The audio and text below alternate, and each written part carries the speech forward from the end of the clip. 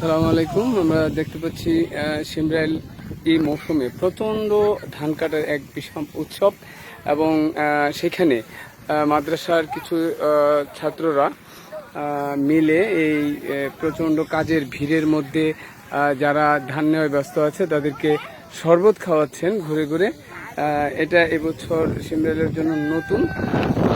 দেখা যাচ্ছে যে ওরা কিন্তু ঠিকই এখান থেকে এসে ঘুরে ঘুরে পুরো এলাকা জুড়ে কিন্তু ওরা খাওয়াচ্ছে। হ্যাঁ হ্যাঁ, আসো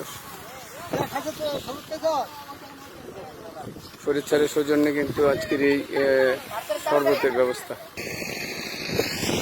পুরো এলাকা জুড়ে ওরা ঘুরে ঘুরে শরবত খাওয়াচ্ছে। দারুণ চাহিদা, সবাই স্বাচ্ছন্দ্যে খাচ্ছে।